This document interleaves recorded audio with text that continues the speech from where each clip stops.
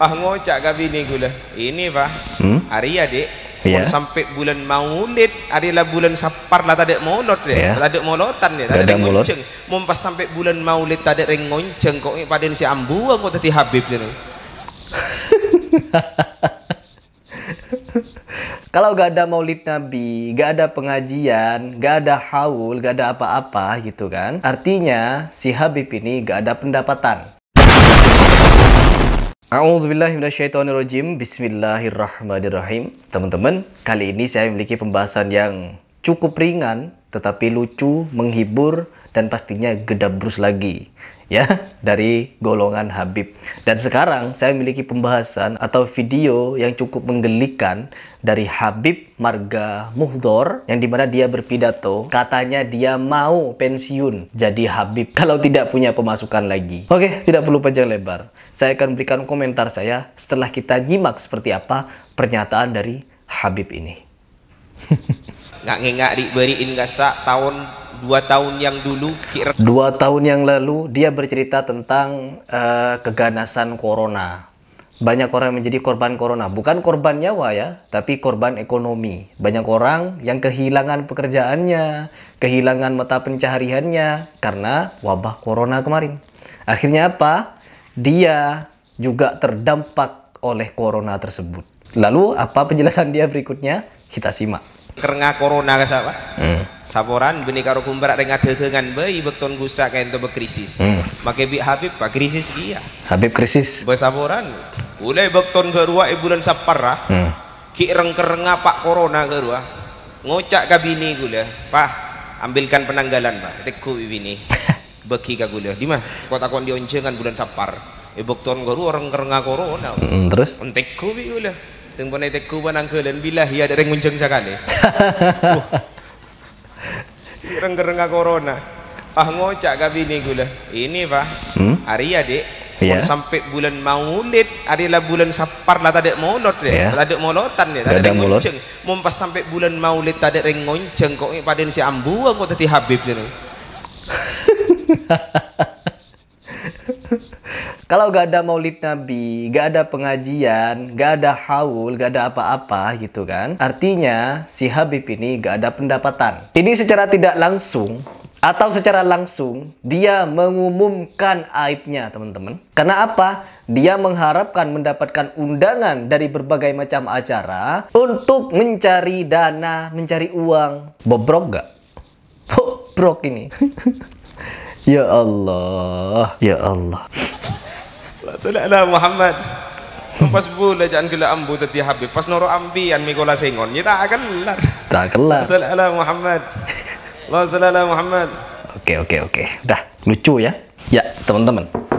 Kita mendapat di sini benang merahnya. Dia secara sengaja mengumbar aibnya sendiri, mengatakan kepada jemaahnya kalau dia tidak ada undangan haul, maulid Nabi, pengajian-pengajian atau apa-apa, dia tidak punya pendapatan, teman-teman. Lalu dia berguyon bahwa dia hendak berhenti jadi Habib. Emang Habib itu sesuatu yang didapatkan. Apa ini sama kayak Habib yang kemarin palsu itu? Kalau kita tidak punya guru ngaji, kita tidak bisa jadi Habib ya. Tanpa guru ngaji tidak bisa jadi Habib. Intinya apa? Jadi Habib itu ada prosedurnya. Bukan dari keturunan Nabi Muhammad. Ya Allah, beginikah cara kalian? Ya makanya maulid Nabi ini jadi sumber pendapatan bagi mereka. Karena mereka mendapatkan jadwal ceramah yang banyak di beberapa tempat. Artinya apa? Mereka dapat cuan di situ, dapat uang. Saya memang tidak mau menafikan dengan adanya fenomena ini di Indonesia ya teman-teman. Karena kita tahu sendiri, jangankan kepada habaib-habaib yang masih hidup.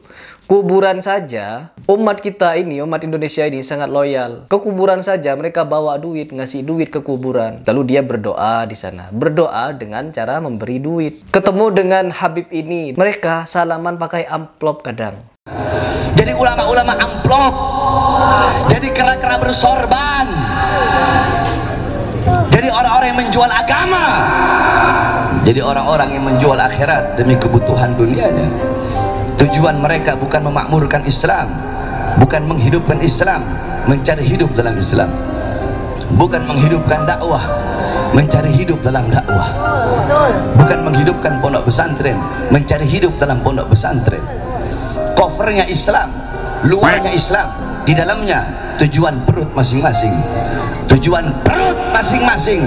Sehingga kalau ada ulama, para ustadz atau kiai atau habaib yang tujuannya perut, maka nilainya di sisi Allah sama seperti dengan sesuatu yang keluar dari perutnya, saudara-saudara, dan berisi uang. Memang betul mereka tidak menaruh tarif, tapi mungkin di balik itu ada mekanisme yang tidak kita ketahui. Kalau untuk mengundang mereka ceramah, ada sekian untuk transport dan lain sebagainya. Oke lah, untuk transport boleh. Tapi apabila ada pernyataan, statement dari Habib yang barusan, mau berhenti jadi Habib kalau tidak ada haul, tidak ada maulid, tidak ada pengajian, tidak ada ini itu.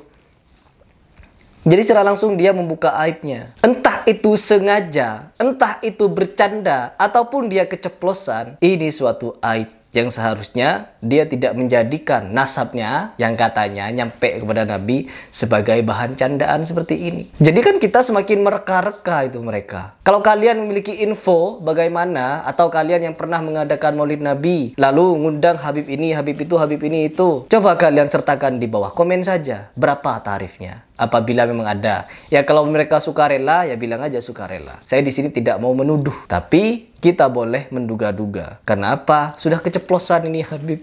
Oke teman-teman, tentunya ini kalau dibanding dengan akhlak Nabi Muhammad, dengan cara dakwah Nabi Muhammad beserta sahabat, tabi'in, tabi'ut tabi'in, dengan para imam mazhab, Imam Bukhari, Muslim, mereka semua berdakwah dengan menghabiskan harta mereka. Utsman bin Affan yang terkenal orang yang kaya, dermawan, cerdas, dia di dalam berdakwah, dia menggunakan hartanya teman-teman. Ini sahabat nih. Rasulullah di dalam berdakwah menggunakan hartanya, tidak menggunakan harta orang lain. Sampai Nabi kelaparan pun Nabi Muhammad tidak pernah meminta kepada orang lain. Gak pernah Nabi Muhammad. Orang-orang terbaik dari dulu ketika melihat Nabi Muhammad, mereka tiru teman-teman. Mereka tiru bagaimana Nabi Muhammad menggunakan hartanya di dalam berjihad, berdakwah, menyampaikan Islam. Ditiru oleh Abu Bakar, Umar, Utsman, Ali, dan ditiru oleh tabi'in, tabi'ut tabi'in.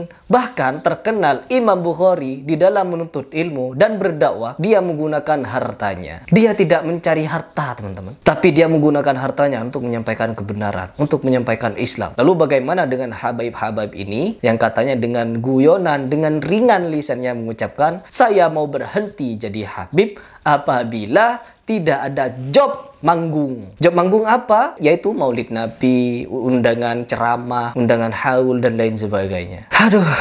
Padahal di dalam Islam menggunakan harta untuk berdakwah itu sangat wajib. Memang betul yang berdakwah siapa di sini adalah orang-orang yang mengadakan haul-haul itu. Mereka menggunakan hartanya untuk mengundang Habib, untuk undang ini, undang itu. Tetapi yang jadi celakanya, Habib ini mengucapkan kalimat yang sangat membagongkan, mau berhenti jadi Habib kalau tidak ada acara-acara job manggung, ya, ceramah. Ya Allah, lucu ya. Ada-ada saja tingkah mereka ini. Oke teman-teman, kita juga harus paham di sini cara untuk menginfakkan harta kita. Karena menginfakkan harta itu bukan memberikan kepada habaib, tetapi menginfakkan uang itu kepada orang yang tidak mampu. Di dalam Al-Quran banyak nasihat Allah, maka infakkanlah hartamu untuk orang-orang yang membutuhkan, untuk orang-orang miskin, anak-anak yatim, dan orang-orang musafir. Tidak ada istilahnya di dalam Al-Quran, infakkanlah hartamu, uangmu kepada habaib.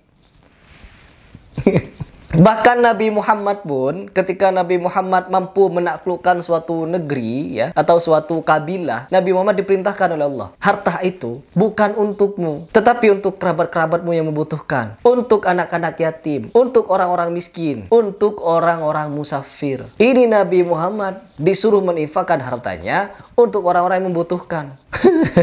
Begitu perintahnya di dalam kita berinfak teman-teman. Gedabrus lah.